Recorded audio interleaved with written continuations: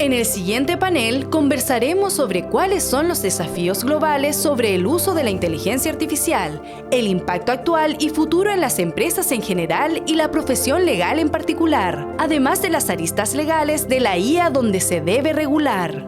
Nos acompañan en el panel Macarena López, gerente legal IT de Falabella, Cristian López, Head of Sales de Google Cloud, Martín Mois, socio de Aninat Abogados.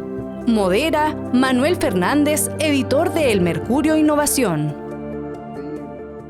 Desde el punto de vista de los casos de uso, ¿no? Al final la inteligencia artificial ha ido evolucionando tan rápido. Nosotros arrancamos con algo, la inteligencia artificial no es nueva, ¿no? Venimos hablando hace muchos años de esto.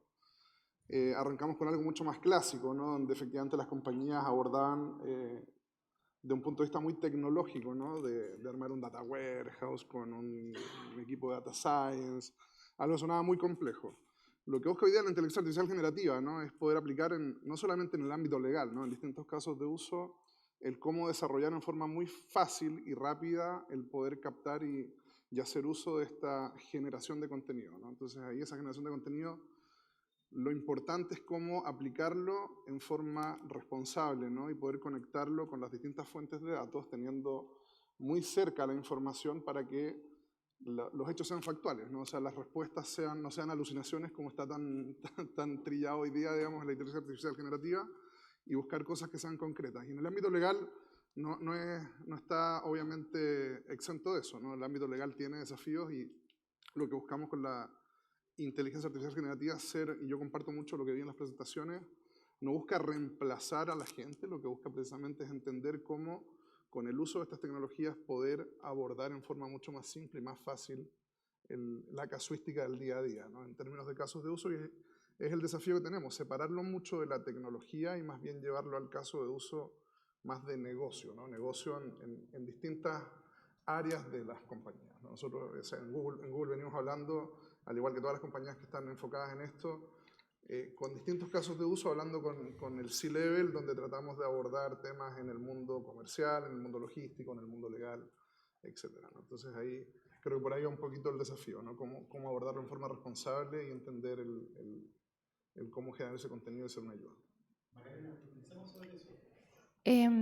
Yo creo, mira, tomé varias notas de las exposiciones, pero yo creo que en mi caso somos un poquito más innovadores. En Falabella, yo creo que hace 3 años, creamos la gerencia legal de TI, privacidad y ciberseguridad. Entonces, fuimos como pensando, hay como una frase, es como si tú esperas que los demás hagan algo, te vas quedando atrás. Entonces fuimos pensando en esto y nosotros trabajamos de la mano con los negocios para sacar adelante todos los temas tecnológicos. Aquí se habla de equipos multidisciplinarios en los que tú tienes que trabajar y hablar el mismo lenguaje. Entonces, muchos hablan del tema de la inteligencia artificial aplicada a los procesos, trabajando como herramientas, que nosotros lo hacemos. De hecho, trabajamos con procurement, por ejemplo, y los RFP los hacemos a través de plataformas que te ayudan, haces subastas, licitaciones, nosotros tenemos nuestros templates, pero también tenemos los desarrollos internos. Y en esos desarrollos internos, donde tú creas esa inteligencia artificial que crea contenido, es donde está el rol del abogado. Yo creo que el rol del abogado especialista en tecnología aporta en el sentido que tú vas de la mano generando estos contenidos y diciendo, ok, hoy día tenemos legislación, ¿qué podemos hacer? Hoy día estamos trabajando en un proyecto con alguien de inteligencia artificial en que nosotros estamos proveyendo los prompts, que es decir, porque ese lenguaje y esas instrucciones que tú tienes que entregar, no cualquiera lo puede hacer. Están trabajando con lingüistas para saber las instrucciones, las palabras, los sinónimos, pero ¿quién más que uno como abogado puede decir cuál es la cláusula, cuál es la palabra, o qué es lo que yo puedo interpretar? Pero sin perjuicio de eso, quizás el rol del abogado no va a desaparecer porque hay tareas que a lo mejor son cotidianas en ese sentido y que nos va a dejar más tiempo para las cosas importantes. Pero en el área de nosotros, que somos los expertos en tecnología, el valor agregado es mucho más allá en el sentido de que tienes que trabajar de la mano, tienes que ir conociendo estos temas, avanzando, hablando el mismo idioma, sentando en estas mesas y generando estas como instancias para acompañar el avance tanto del negocio como de aquellos que están internamente queriendo avanzar con la inteligencia artificial, pero, como decías tú, creando contenido, no aquella que es procesando textos y esas cosas, sino generativa. Eso es como en nuestra gerencia. Yo creo que es súper especial en Falabella nuestro caso. Súper interesante, y hay que felicitar que se declare más innovadores que Google. Es que Somos es partners en así, muchas cosas también, somos trabajamos partners en mucho muchas en Falabella. cosas, pero yo creo que somos Sí, más sí. innovadores en ese sentido. O sea, realmente somos, como dicen, el win. Vimos que se necesitaba, se creó esta gerencia especial, más que buscarla fuera en estudio externo y tener esa expertise. Y hoy día, a propósito, quiero pasar un dato a abogadas in-house, mi equipo son solamente mujeres. O sea, y eso creo que en tecnología es súper importante. Eso.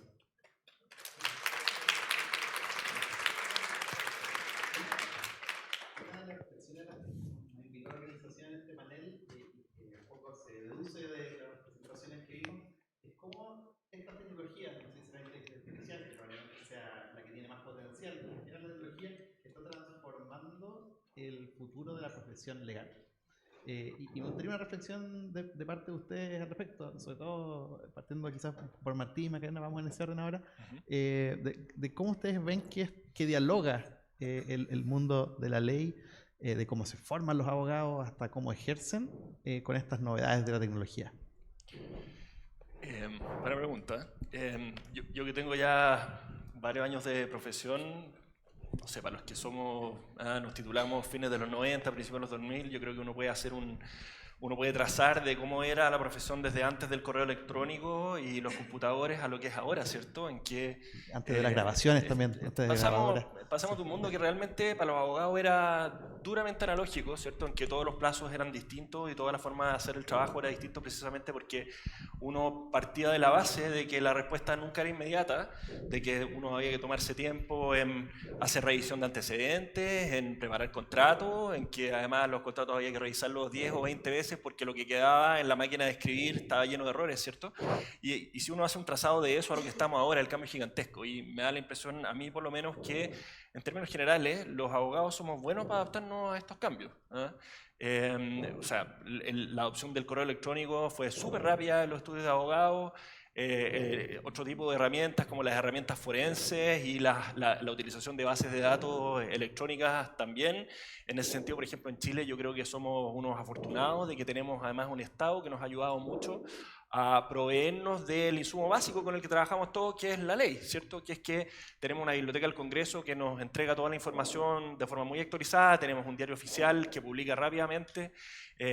Haber pasado de revisar el diario oficial en papel a tener que hacerlo ahora sencillamente revisando una página web es un beneficio, y eso no creo que valga la pena darlo por sentado. No es así en todos los países. Hay países en que ese tipo de servicios, por ejemplo, son pagados, con lo cual quedan lejos del alcance, por ejemplo, de los estudiantes de Derecho, y por lo tanto la adopción de tecnologías nuevas va un poco de la mano con la profesión legal.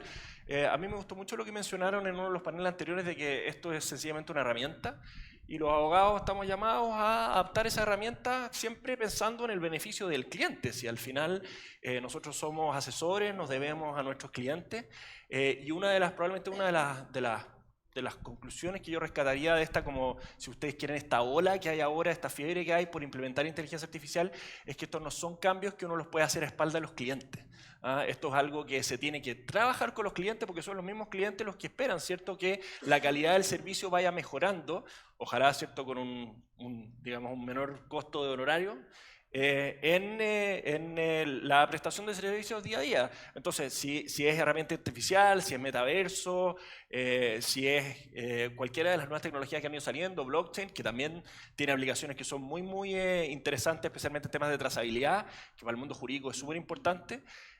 Yo creo que hay que estar siempre como con una mente abierta a eso y pensar que, por lo menos en Chile, a mí me da la impresión de que los abogados hemos sido muy rápidos en darnos cuenta que estas son herramientas que son importantes.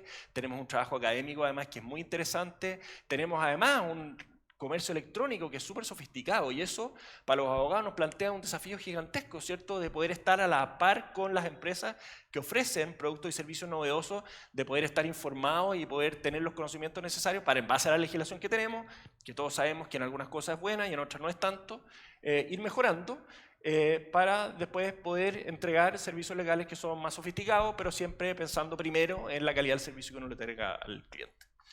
Quizás me gustaría complementar que hoy día se necesitan otras habilidades o capacidades cuando uno busca abogados jóvenes, habilidades blandas, distintas a las que era. O sea, yo puedo contar como anécdota, cuando yo, los años que estudiábamos, se me ocurrió la época de delitos informáticos, que la ley salió hace poco, entonces dije, voy a hacer una encuesta.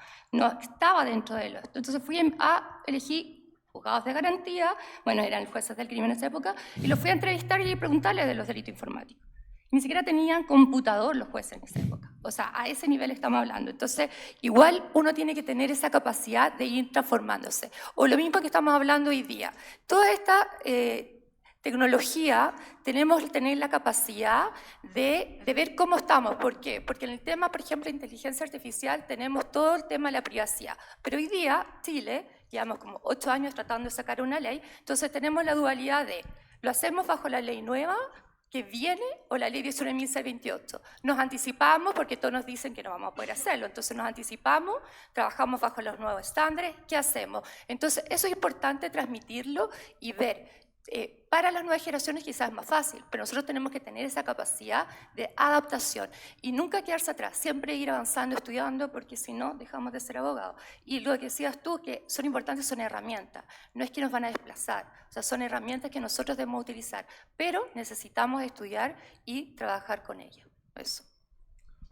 Súper, y yo complementaría con 2 ámbitos, ¿no? Uno, y lo veo desde el punto de vista legal y después desde el punto de vista empresa, ¿no? Entonces, en el ámbito legal veo que la tecnología además va a ayudar mucho en tomar decisiones más rápido, ¿no? Porque al final la gracia de la inteligencia artificial generativa es que está yendo un concepto que evoluciona muy rápido con el concepto multimodal también, ¿no? Y poder interconectar cosas que no solamente es texto, ¿no? También poder conectar con el mundo, ya sea video, audio, cosas que es capaz de generar contenido tan rápido y de tomar decisiones que te permitan efectivamente tomar como sugerencias para poder hacer que las cosas pasen más rápido, ¿no? Y en el mundo empresa veo además que también es un conector muy fuerte a algo que en las empresas operaba muy fuerte en silos, ¿no? Entonces, en todas las empresas en las que me he trabajado, siempre el mundo legal o los abogados de la compañía trabajan en una oficina cerrada, llena de carpetas y de mucha información privada y confidencial.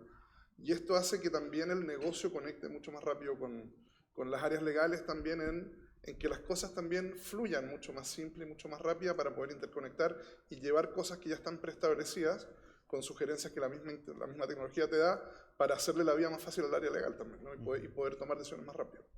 Una pregunta, que tú que trabajas en una empresa que produce este tipo de servicios, Sebastián mencionaba una crítica en el fondo al nivel de completitud, digamos, de la información con la que trabaja específicamente en el ámbito legal los sistemas de inteligencia artificial. ¿Eso es así o no? O sea, sin duda, obviamente, hay que ir abriendo cada vez más y estamos trabajando mucho en eso, ¿no? Al nivel de prompting.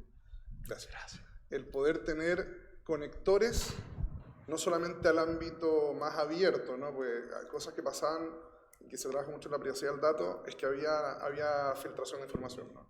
¿Por qué? Porque las primeras pruebas que se hicieron estaban pensadas para ir con contenido al internet, por ejemplo, ¿no? Entonces eso genera efectivamente un exposure muy fuerte. Hoy día a nivel empresa lo que se está buscando es poder conectar el mundo privado con información confidencial, con conectores que guarden y restrinjan esa información y te permitan tomar decisiones buscando el contenido donde tiene que ir a buscarlo en la base de datos correcta y con los privilegios y permisos que tiene que tener. Entonces es algo que estamos desarrollando muy fuerte para que la empresa pueda tomar decisiones con su información y no haya un tema de exposure público.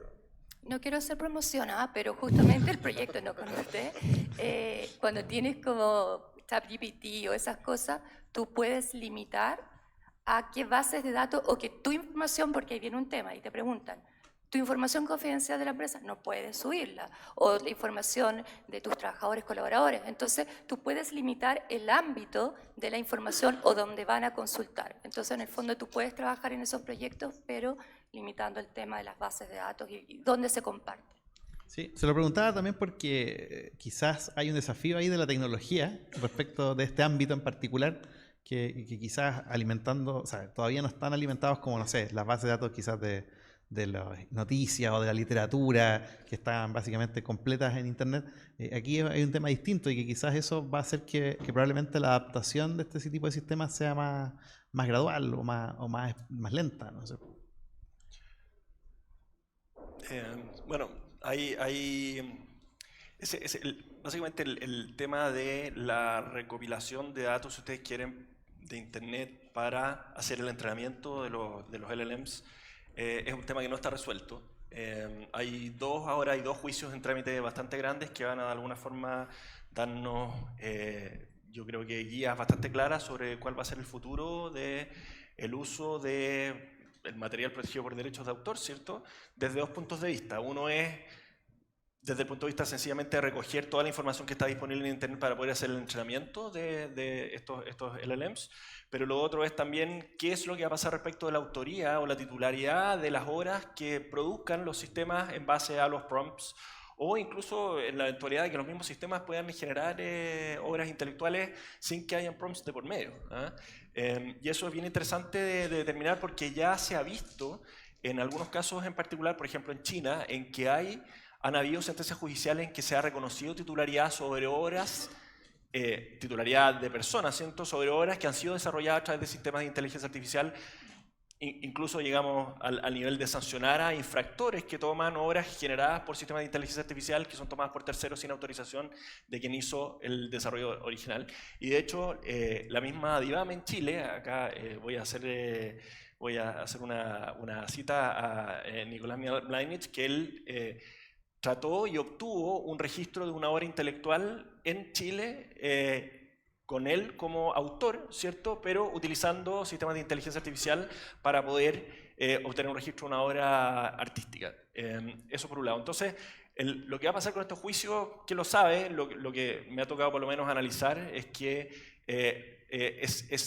donde va a estar la principal complicación va a ser en determinar si es que las empresas que han utilizado toda la información que recopilan de Internet para entrenar los algoritmos tenían las autorizaciones de los titulares de derechos, ¿cierto? Ese es el principal alegato, en el fondo, que tomaron toda la información que está en Internet y eso lo usan como insumo.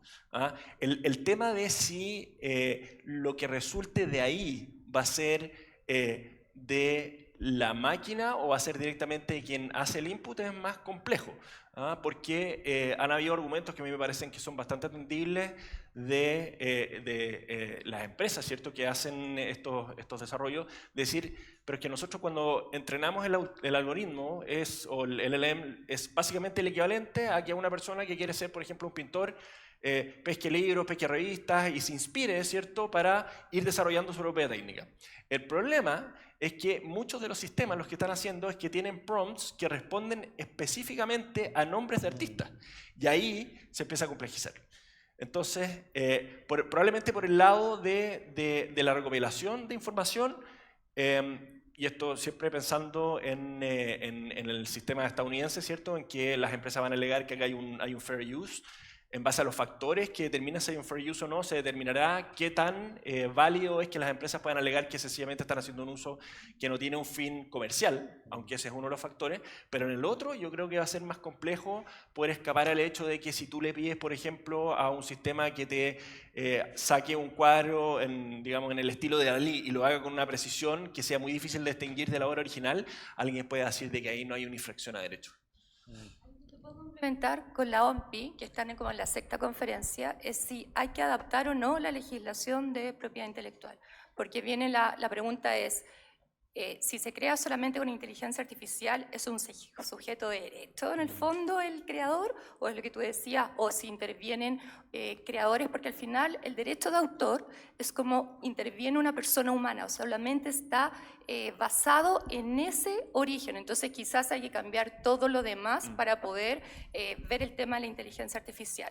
Entonces ahí hasta ahora lo que decías tú del fair use tampoco está como resuelto, o el uso justo, si es que yo saco de distintos textos, o viene el tema de las bases de datos. Entonces en el fondo el tema de la propiedad intelectual, por ejemplo, cuando nos preguntan, y ese es un caso práctico que nos han preguntado en la empresa internamente, oye, marketing, quiero sacar una campaña, quiero usar ChatGPT, quiero usar Midjourney, quiero usar no sé qué. Entonces hemos tenido que sacar lineamientos y decir, primero nos pregunta, porque no tenemos certeza de que están tomando obras que están protegidas por el derecho de autor, y después podemos tener una infracción.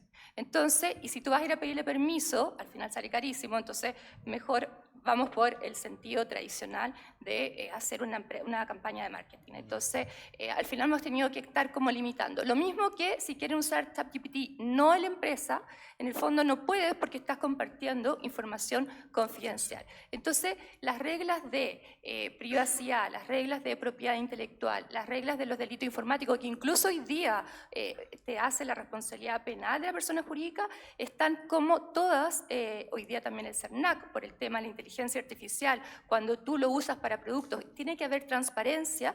En el fondo están entredichos porque estamos frente a algo nuevo, que ahí viene una reflexión que hace años pasó con el tema de propiedad intelectual y los ISP, proveedores de Internet, y que viene es el equilibrio entre el desarrollo de la tecnología y las barreras que yo le pongo. Entonces hoy día estamos en esa paradoja, cuando hablábamos del puerto seguro Safe Harbor.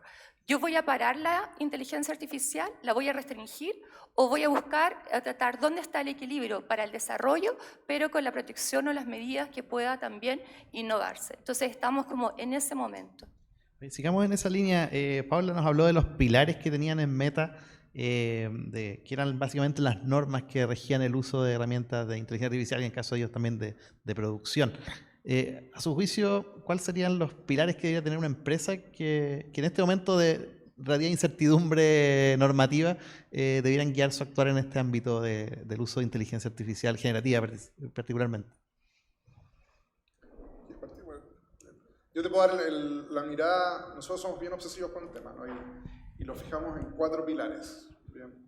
Hay un primer pilar que es la privacidad del dato, sin duda, ¿no? Entonces ahí lo que se busca es entender modelos de gobierno internos donde sea capaz de precisamente entender el tipo de información que voy a manejar y cómo la voy a conectar para no generar filtración de información o alucinaciones, ¿no? Entonces ahí lo que buscamos es usar mucho el método que nosotros llamamos el Garden Model, ¿no? Donde buscamos en un jardín precisamente entender el cómo vamos probando y testeando el prompting, digamos, y con eso efectivamente generar respuestas concretas y factuas que sean reales y que permitan tomar decisiones, ¿no? Entonces, como primer pilar, siempre la privacidad del dato. La segunda es que sea abierta, ¿no? Nosotros somos hablamos de los LLM, digamos, y nosotros ahí buscamos siempre tratar de conectar en que no hay un solo modelo, ¿no? O sea, hay un montón de modelos que pueden ser utilizados y que se pueden complementar entre ellos también. Entonces, es importante que no sea algo que genere un lock-in y más bien poder abrirlo a que las compañías puedan usarlo mejor para cada cosa, ¿no? Entonces, eso como segundo modelo. Lo tercero, efectivamente, para nosotros es la fuente del dato, ¿no? O sea, entender que el hecho que me va a contestar esta generación de contenido venga de una fuente real y concreta para generar un dato verdadero, ¿no? y que sea fácil de usar. Y la cuarta tiene que ver con permitir que estos modelos sean de facilidad, o el get started easy, ¿no? O sea, partir muy rápido y no como en el modelo tradicional o más clásico, donde arrancaba con modelos de comprar grandes infraestructuras y motores donde tenía que cargar algoritmos y que eso era un proyecto eterno, digamos, de muchos meses antes de empezar a ver resultados, ¿no? Acá la idea es probar muy rápido, tratar de generar casos de uso simples que después escalen muy rápido, ¿no? Entonces, de hecho, hace un par de semanas estábamos con el directorio de una compañía en Chile, hablamos mucho de esto y nos desafiaron con ¿Qué pasa si yo quiero cambiar un área completa y irme a inteligencia artificial, ¿no? Entonces, es perfectamente factible, pero creo que no es el camino. Primero hay que entender el caso de uso, entender el negocio, qué es lo que estamos queriendo, cuál es el objetivo final, y desde ahí construir el modelo que me permita abordar ese caso de uso para ir escalando. O sea, si yo me lanzo de una, es factible, pero es importante probarlo, porque al final si no te puedes pegar un piedrazo fuerte, es importante eso. Esos son los 4 pilares que nosotros a tomar en cuenta para cualquier tipo de estos proyectos. No sé si quieren complementar, ¿sí? Sí, complementar que a nosotros, porque cuando quieren hacer algo, partimos ok, aterricemos, veamos los casos de uso, eso es lo que hacemos. Más que pilares, porque también es como privacidad, seguridad, ética, riesgos, pero ok, es tanto lo que podría ser la herramienta que quieren contratar o que quieren desarrollar, es que acotemos los casos de uso, veamos qué podemos hacer y de ahí partimos. Porque el problema de la privacidad, podemos hablar de privacidad, pero ¿cuál es lo que se dice con la inteligencia artificial? Que si es en el fondo generativa, al final la finalidad del consentimiento puede cambiar en el camino y ahí está el problema. Entonces en el fondo partamos casos de uso, vamos viendo. Y lo que hoy día la Unión Europea establece, que todavía tiene que ser ratificado y todo, está en relación con los riesgos. En el fondo, en relación a esos riesgos, vas mitigando, vas restringiendo, vas estableciendo una autoridad. Entonces, ¿para qué vamos a abarcar todo? Aterricemos, vamos con calma, ¿qué hacer? Por ejemplo, el caso de marketing, lo vamos viendo. ¿Qué más podemos hacer? Vamos haciendo protocolos, guías, cuando quieres preguntarle a los staff si lo puedes hacer la empresa, qué es la información, y lo vamos haciendo así, en eso. Case by case. Yo Martín. quiero solo 2 cosas. Uno, lo que dice Macarena es súper interesante respecto de un enfoque basado en riesgos, porque ahora hay una corriente doctrinaria que lo que quiere es aplicar precisamente un enfoque basado en riesgos para la protección de datos personales. Y es una cosa que creo que vale la pena por lo menos ponerle atención, porque lo que por lo menos me ha tocado leer de algunos académicos es que esta división, si ustedes quieren, entre datos personales normales y datos personales sensibles está superada. ¿Ah? Si al final la sensibilidad de un dato personal puede estar dada por el contexto, el uso que se le va a dar y no necesariamente por la definición que aparece en un código, en una ley. Entonces pasar de un modelo del que tenemos ahora a un modelo más bien basado en riesgo es una cosa que creo que puede ir muy de la mano precisamente con lo que ahora está proponiendo la Unión Europea y que de hecho además es lo que está también en el contenido de este proyecto de ley de de inteligencia artificial que tenemos acá en Chile, ¿cierto? Que está inspirado precisamente en la propuesta europea, aunque no la que se aprobó este fin de semana, sino que la que se aprobó hace un par de años atrás, o por lo menos la que se inició. Y lo otro, para los estudios de abogados, yo creo que es bastante más fácil. El principio rector es el secreto profesional. O sea, lo más relevante acá es que nosotros trabajamos con datos que son altamente confidenciales de nuestros clientes, tenemos acceso a información que es súper relevante. Me da la impresión de que para nadie es ajeno este tema, especialmente por lo que ha pasado con el caso de Hermosilla, ¿cierto? Y por lo tanto para nosotros es súper fácil en cualquier tipo de emprendimiento, cualquier tipo de desarrollo que hagamos con inteligencia artificial, lo primero tiene que ser resguardar los datos confidenciales de nuestros clientes, trabajar estos modelos, ojalá pudiendo entrenarlos sin darles acceso a ese tipo de información, por lo menos hasta que tengamos certeza de que los mecanismos de ciberseguridad que tenemos incorporados, que en eso sí yo creo que los estudios de abogados tenemos una tarea gigantesca adelante, estén bien implementados, y que además en los mismos estudios de abogados hay una cultura, ¿cierto?, de velar por la ciberseguridad, porque en eso sí somos medio despelotados. O sea, somos todavía de trabajar con la clave básica, con el pendrive, con el que hace con el CD-ROM. Esas cuestiones ahora ya no se pueden hacer, especialmente cuando uno está tratando con información que es tan estratégica, tan confidencial. Y eso debe ser lo principal. Lo otro serán, yo diría, derivaciones de eso, pero por lo menos para mí es interesante ver que la profesión legal va cambiando, pero si hay un principio rector que ha habido desde el día 1 es el secreto profesional, y eso muchas veces es lo que define el éxito o el fracaso de los estudios de abogados. Si tú no eres capaz de preservar los datos de tus clientes, bueno, tus clientes se van a ir a un estudio donde sí le preservan sus datos. Claro. Una de las reflexiones que nos planteaba Sebastián era la identificación de riesgos, también lo dijo Paula, de cómo habilitamos la innovación mitigando los riesgos. Y los quiero llevar en ese sentido al ámbito de la regulación, en esta última parte del panel. Ustedes, bueno, lo mencionaron ahí, la iniciativa que ha ido desarrollando Europa. ¿Cuál es su análisis de eso y cómo un país como Chile, que quizás no es un gran generador de estas nuevas tecnologías, puede regular de manera tal de preservar estas dos ideas, de habilitar la innovación y al mismo tiempo evitar los riesgos o mitigarlos? Martín, si quieres partimos contigo. Bueno, yo creo que estamos atrasados. O sea, ahí comparto la evaluación de Macarena. A esta altura es absolutamente impresentable que todavía no tengamos una ley de protección de datos personales, considerando la cantidad de tiempo que lleva el proyecto en el Congreso, ¿cierto? La verdad es que no hay justificación alguna para que el proyecto se haya demorado tanto, habiendo un consenso tan amplio respecto de cuáles son sus contenidos, ¿cierto? Y además considerando que tenemos un norte que es súper claro en el cual se inspiró el proyecto, que es el reglamento europeo. O sea, ¿cuánto más podemos discutir este tema? Y además pensando que la implementación va a tomar mucho tiempo. Entonces, eso es un tema. Lo otro que creo que es importante es el tema de la coordinación regulatoria. Esa quizás es una complicación que no está bien solucionada, pero ahora lo que ha pasado es que con la complejización de los negocios, ¿cierto? Y de todo este tráfico que hay en Internet, nos damos cuenta que hay cada vez más textos legales que afectan una actividad y que tienen que estar coordinados en sí mismos precisamente para no constituir una barrera al emprendimiento y a las ideas innovadoras. Eso, si ustedes lo queremos conectar con lo que está pasando ahora, llámele permisología, llámele como sea, pero tenemos un proyecto de ley de datos personales que no sale, tenemos un proyecto de ley marco de ciberseguridad respecto al cual la ley de datos personales es indispensable. Eventualmente vamos a tener una ley que va a regular temas de inteligencia artificial, tenemos una política de inteligencia artificial, tenemos una estrategia nacional de ciberseguridad. Todo eso tiene que funcionar de forma coordinada, porque si no, cualquiera de las patas de esta plataforma que no funcione bien va a afectar a las otras. Entonces yo creo que Macarena puede dar fe de eso, y en el fondo que tenemos un problema acá, especialmente para despliegue de comercio electrónico. Chile tiene buenas ideas, de nuevo, Chile es un país muy avanzado en comercio electrónico, pero nos estamos farreando posibilidades de hacer negocios mucho más sofisticados por el hecho de que nuestra normativa está atrasada. Dale. Quizás ahí podemos hablar de la autorregulación. En el fondo sería importante, así como empresas, porque ¿qué nos pasa? Con el tema de tratamiento de datos personales, no somos puerto seguro, no podemos en el fondo hacer transferencia internacional de datos. En el caso mismo de Falabella, que tenemos en otros países, no podemos transferir datos porque Chile no es un lugar seguro.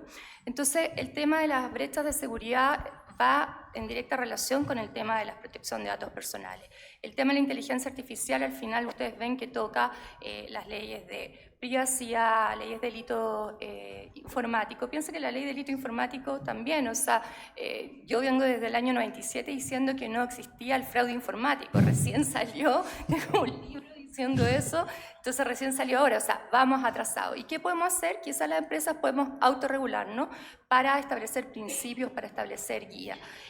Sin embargo, sí hay un tema quizás distinguiendo el sector privado y el sector público, porque hay un debe en el sector público, y de hecho la Unión Europea también establece excepciones, y ahí viene la pregunta, ok, inteligencia artificial para los efectos de seguridad, de defensa, entonces, ¿quién establece la línea? El tema de la biometría, el tema del reconocimiento facial, entonces, lo podemos aplicar acá, pueden las empresas ver reconocimiento facial, pueden buscarlo, están en seguridad en el fondo, excepcionados por eso.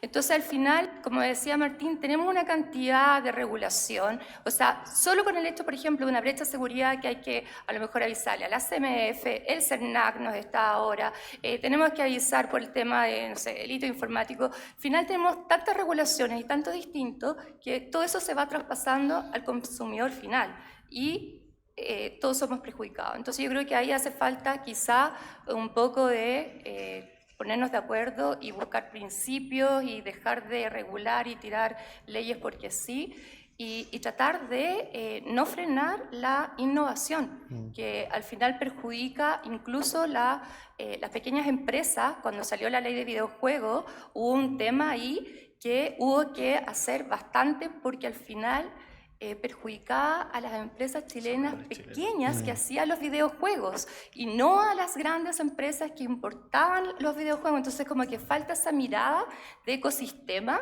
en Chile para poder impulsar la innovación. Así que yo creo que tenemos un debe y harta tarea por delante. Quizás estos foros pueden contribuir a eso para impulsar.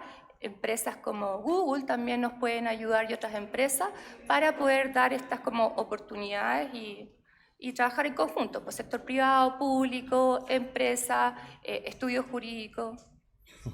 Perdón, te puedo sí, solo Martín. muy cortito, pero ahí es interesante lo que pasó ahora con esta normativa nueva que quieren lanzar en Europa, ¿cierto? Que originalmente en Europa, que se lanzó originalmente en el 2021, ¿cierto? Y que tenía una presión de ser una norma que iba a ser mucho más intensa en regulación para los principales países de la Unión Europea, hasta que entre medio países como Francia, como Inglaterra, como España, empezaron a lanzar sus propios emprendimientos de inteligencia artificial generativa y ahora quieren algo que es mucho más, oye, no queremos algo tan intenso, propendamos un poco más la autorregulación, creo que podemos hacerlo así. Es como, ahí te das cuenta, y esto tiene que ver también con lo que se demora en los procesos legislativos. Y al final, el problema que tenemos con las leyes es que las leyes siempre están jugando al pillarse con la tecnología. Va a tener que incorporar inteligencia artificial en el proceso legislativo, quizás. Eso no estaría malo, ¿no? Quizás ustedes cómo ven en Google esta O sea, intento yo estoy súper de normativo. acuerdo con lo que dijo Macarena y Martín, ¿no? Al final, efectivamente, estamos al debe aún en la regulación, creo que es algo que tiene que avanzar, tiene que desarrollarse y pronto, ¿no? Ahí, del ámbito tecnológico, lo que hacemos es abordar con empresas o compañías como la ACTI o como AmCham, el poder efectivamente llevar la materia a discusión, ¿no? Y que esto se aborde en forma real, en forma responsable, y poder desde ahí ir sacándole provecho a la tecnología, ¿no? Entonces ahí, y en el ámbito más de la construcción y el desarrollo tecnológico, lo que estamos haciendo en la parte de responsabilidad es entender que esto no afecte o no haga un daño al común diario de la humanidad, ¿no? O sea, ahí al final, no solamente el mundo empresa, sino lo que los niños están preguntándole a la inteligencia artificial también, que se producen un montón de incertidumbres ahí, ¿no? Y que los papás no siempre estamos pendientes de qué están haciendo los niños también. Entonces ahí hay un montón de aristas que abordar y que desde el punto de vista de la tecnología lo que estamos haciendo es que, por ejemplo, no haya en la respuesta abusos del punto de vista social, del punto de vista de connotación sexual, lo que fuera, digamos, ¿no? Ahí entender que lo que se responda sea algo que sea de un bien común, ¿no? y que pueda ser utilizado en un beneficio de la humanidad. Y después del punto de vista empresa, lo mismo, ¿no? O sea, al final la regulación tiene que existir porque las empresas están avanzando igual, ¿sí? Eso es el tema, ¿no? O sea, las empresas, es un tema que está muy ávido y muy candente en todos lados, están todos con una curiosidad tremenda y estamos apoyando en que la tecnología se empiece a impulsar, se promueva, y eso al final va a hacer que la misma regulación tenga que hacer un catch-up, porque las empresas ya están trabajando en esto, ¿no? Entonces, De todas maneras, bueno, le queremos agradecer a Martín Mois, Macarena López y Cristian López. Ni un parentesco, por si acaso, hasta No, donde tengo entendido. casualidad, yo también lo pensé. Por estas reflexiones y por haber en solo 40 minutos haber pasado casi por 4 o 5 temas distintos y todos que obviamente dan para mucho más. Así que muchas gracias y prácticamente en el tiempo estamos terminando nuestro panel.